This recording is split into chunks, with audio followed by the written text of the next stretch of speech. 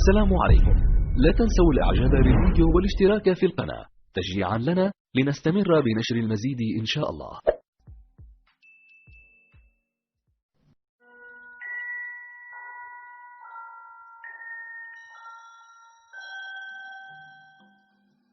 When Chris Massey first started theorising about the construction process involved in building the pyramids, much of what shaped his ideas and then formulated his process was already evident and established.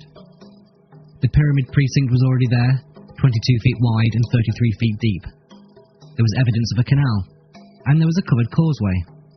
In 450 BC, nearly 2,000 years after the construction of the pyramids, the Greek historian Herodotus travelled to Egypt and visited the Giza Plateau. Here, his guide explained to him that the causeway alone took 10 years to build. But whereas traditional historians view it as a walkway used for ceremonial purposes, Chris saw a pipe, a culvert, too engineered and far too robust for such a simple function. With these parts of the puzzle already in place, Chris began to construct his own method. The project would begin by putting all of the infrastructure in place. A canal would be dug from the Nile connected to the limestone quarry and as close to the pyramid site as possible. A harbour would be built on the canal and a roofed causeway built from the harbour to the pyramid build area.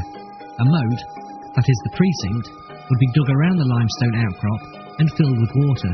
The workforce would be told that any rock protruding through the water needs chipping off. Once all the protruding stone has been removed, the water level would be lowered and the process repeated. The whole area inside the moat need not be levelled, only around the first metres in. It is imperative the perimeter blocks are precisely level for structural strength, like the perimeter walls of a house. The interior is less important, and there is little need to remove rock, only to replace it with blocks. Once the water level has been dropped to around 30 millimetres around the full perimeter of the pyramid base and no rock is protruding, the foundations are level and ready to receive the blocks. As soon as the project starts and infrastructure is being put in place, quarrying and shaping the blocks can begin. An enormous amount of blocks would be completed by the time the pyramid site is ready to accept them. When limestone is first quarried, it is a relatively soft rock which hardens when exposed to the CO2 in the atmosphere. By placing the blocks straight into water after they're released from the quarry face, the stone will stay softer and more easily worked with copper tools. By shaping the blocks in the water surface can be used as a constant level. By moving floats around the blocks, they could be easily turned in the water and all 6 sides levelled and shaped. Furthermore, working in water is also a more pleasant, cool, dust-free environment. The outer casing blocks would be quarried upstream at the quarry at Tura. A groove would be precisely carved into the quarry floor, and every block would be placed into the groove during shaping. By using the water surface as a level, every block placed into the groove would produce exactly the same angled face, which would line up perfectly when placed. The casing block angle can be checked by using a simple water level.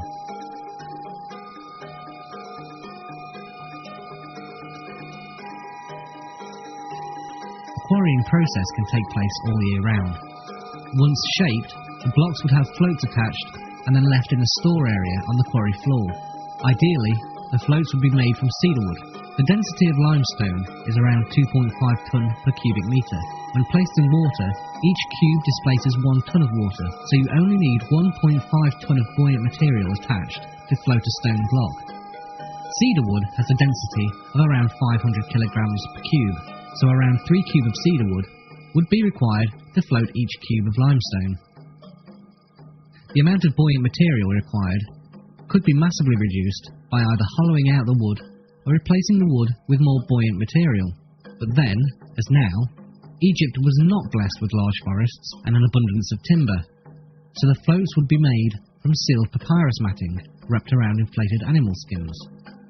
Papyrus grew in abundance, and the whole population knew how to work it, making everyday products from shoes to curtains with it. Papyrus buoyancy properties were well known and had been used for millennia to make simple rafts. Animal skins were commonly used to store liquids such as wine and water. When empty and inflated, they make excellent floats. By having the floats pre-attached to the blocks, they would float in the water, not on it. so saving thousands of man-hours trying to load the multi-ton blocks on top of unstable rafts. The blocks would require far less buoyant material to float them in the water due to the Archimedes principle of displacement. No blocks will be lost to the river floor due to capsizing, as any block floating low can just have more buoyancy attached.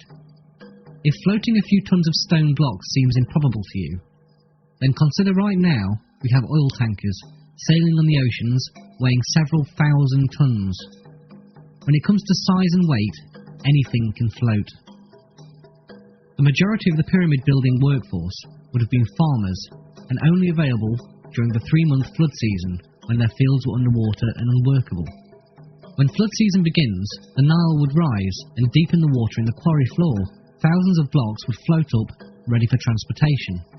Multiple blocks could be roped together and using either men in simple reed boats or cattle on a towpath be dragged up towards the Giza harbour. Leading from the harbour all the way up to the pyramid precinct is a covered causeway. The causeway is like a water pipe and totally filled with water from bottom to top.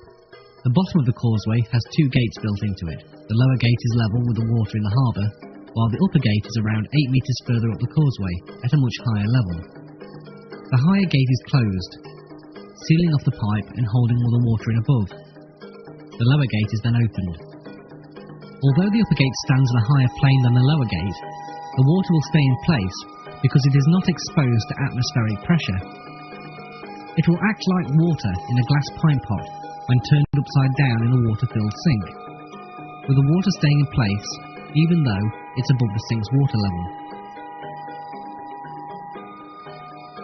Atmospheric air pressure is the equivalent of a 25-foot high column of water.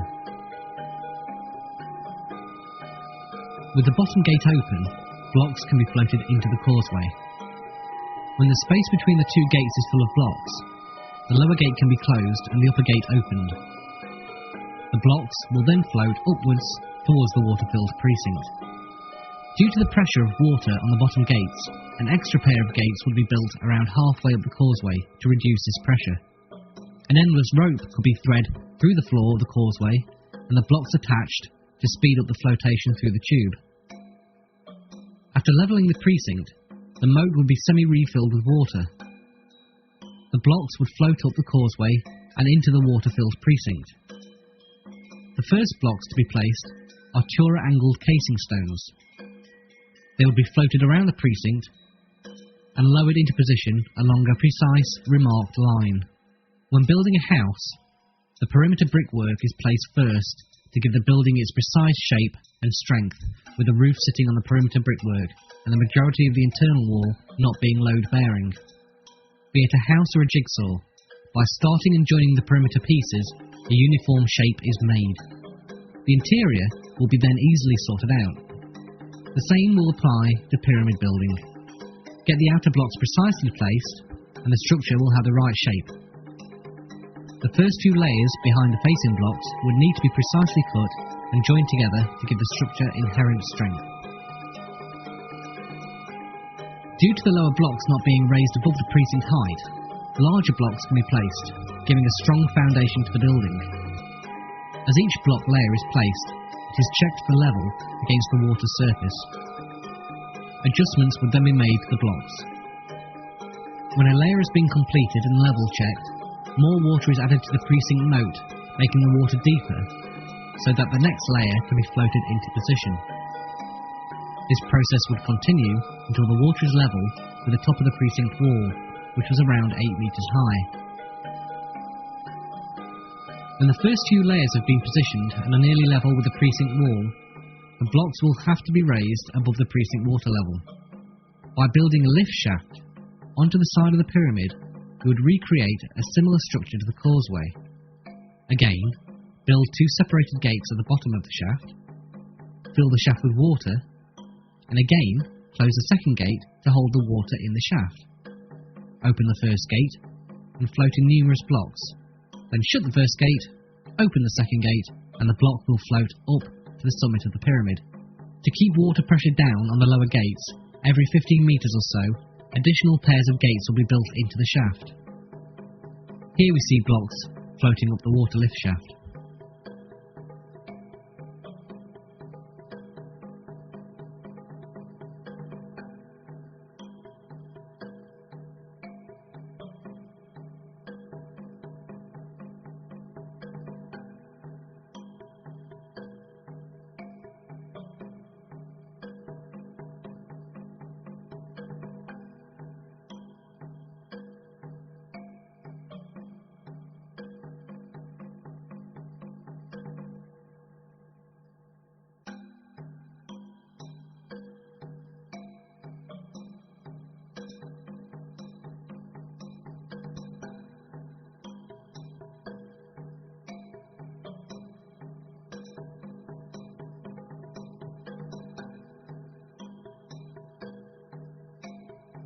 During the process of building the water shaft, the waste side of a facing block would be used to create a perfect seal, as it already starts at the correct angle. Here we see the process of extending the water shaft as the builders complete a layer of the pyramid. The final facing blocks are moved into place and the temporary wall is extended above. Either mud and masonry walls or a wooden box will be built around and above the lift shaft to form a temporary structure to seal in the water. Here we see an example using the mud and masonry wall. Once the top of the shaft is extended with the mud bricks, it is flooded with water. Because the quantity of water it contains is small compared to the shaft, it doesn't require the same level of reinforcement. Then, each of the blocks needed to create the next level are floated up and into place until the layer is complete. The lift shaft system requires the shaft to be heightened less than a metre for each pyramid level rise, taking relatively little material and time to build, compared to the heightening, widening and lengthening of the traditional ramp theory for each level rise of the pyramid. The shaft wall could be anywhere up to 3 metres thick, circumventing any issues regarding water pressure. Further to this, the shaft would be waterproofed. There are many ways to achieve this given the materials available at the time. These include overlapping animal skins, timber, bitumen bricks, or the most likely solution would be to line the shaft with dried clay plaster, which is then covered with waterproofing animal fats or bitumen, as often used by their neighbours, the Sumerians. After a layer is completed, a gully is built around the perimeter of the upper level. It is made watertight by lining the floor and walls of the gully with mud and let the scorching Egyptian sun bake the clay dry. Once dried, the gully can be filled with water. Levels can again be taken and extra mud applied to the gully floor to make minor adjustments. The lift shafts would be extended to join the gully. Blocks can then be floated up the shaft and into the gully, and then be floated anywhere around the pyramid. The most difficult part of pyramid building is raising the multi-ton blocks hundreds of feet into the air, which the water shaft does relatively easily. Once the blocks are up to the high level, they could just be pulled on rollers or dragged on a wet mud floor into position. But as water-filled gullies would already be in place to check the structure for levelness, it could be extended and used to float the blocks directly into position. Due to the enormous amount of blocks on the lower levels, a lift shaft would be built on all 4 sides to speed up the erection process. The perimeter casing blocks are floated into position first, and then a small wall is built on top to form a gully. This image shows how the pyramid site would look during erection. A deep water gully would be required. The majority of the floats are stacked on top of the blocks. They could then be positioned tight next to each other as pictured. If, however, the floats significantly sail past the side of the blocks, a shallower gully system could be used and positioned as in the picture. There is significant evidence that spring water bubbled up under the pyramid, fed from the water of the significantly higher Lake Maurus, as a natural spring from the lake lies directly underneath the pyramid. A tunnel could have been built down to improve water flow, and as the pyramid structure rose, internal tunnels were extended to help the water flow to higher levels. As the pyramid got higher, water pressure would slowly reduce, so smaller extension channels were built upwards from the king and queen's chamber to raise the water even higher, to eke out as much water as possible. If this was the case, then the water could have been gravity-fed through the interior shafts in the Great Pyramid, filling the upper gullies and shafts. Only the highest few levels would need the water bucketing up. If the spring waters were not available, then lines of people could pass buckets of water up the structure. It is likely that these workers would be shaded by reeds suspended above them to protect them from the heat of the sun. There are multiple ways for raising water, from the manual approach seen here in the picture, or using the shidduth method, as seen here from 19th century Egypt. Or they could even use oxen pulling bucket-laden ropes. As a comparison, a standard domestic outdoor hosepipe can deliver around 15 litres a minute, compared to the 600 litres a minute using buckets. If a 10-litre bucket is passed in 1 second, then 100 litres could be passed in 10 seconds. 600 litres a minute per line. At the higher levels of the pyramid, smaller blocks were used for construction. Therefore, the water shaft would equally reduce in size, using less material the higher we go. Here we see how the completed pyramid would look, without the centuries of wear that we see today. The white limestone of Tura would shine in the sunlight. Here we see the traditional view of pyramid building, with thousands of men dragging staggering weights up an enormous ramp which would take millions of tons of material to construct. Once completed, this enormous ramp would need to be demolished and the material dispersed, compared to the easily demolished lift shafts which could be smashed from above and act like a rubbish chute. Evidence is beginning to surface that lends itself to the theory of using water shafts for moving the blocks to the pyramids.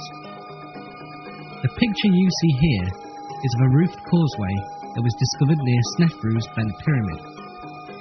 The walls are almost 3 meters in height and 2.5 meters wide. This type of causeway is just like the kind that Chris imagines with his theory. Well, how about this? Here we see the well-preserved causeway at the Pyramid of Unis. Why were the walls built so strong and thick, and such large roof slabs used just to create a walkway?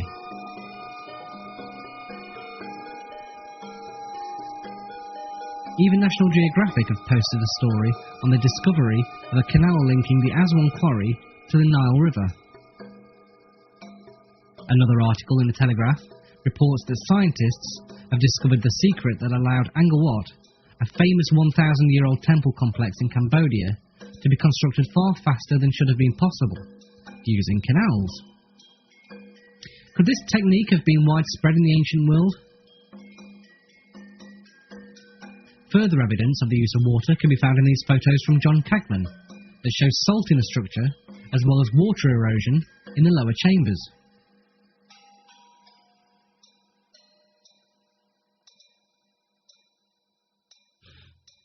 Compelling new evidence is now coming to light that there were significant, large high-pressure springs bubbling up on the Giza plain at the time the pyramids were built. These high-pressure springs were fed by a huge underground aquifer, fed at the time from the faster-running deeper Nile. We also have supporting evidence to the flotation theory in the discovery of connection bosses. As you can see in the image, these bosses have been found on various pyramid blocks, much like the modern-day lifting lugs. Because of their orientation, it is clear that they would be used to suspend the blocks from above, as would be the case with flotation. Other evidence that lends credence to the flotation theory is the fact that, throughout the pyramid structure, salt and water-based impurity has been found. This points towards the notion that there was a lot of water contained at some point within the pyramid structure. Finally, it has been known for some time that the Great Pyramid has very subtle concave sides. This is only visible with the correct lighting conditions as seen here. Could this be evidence of the water shaft? For a deeper look into the water shaft theory, then please read the book.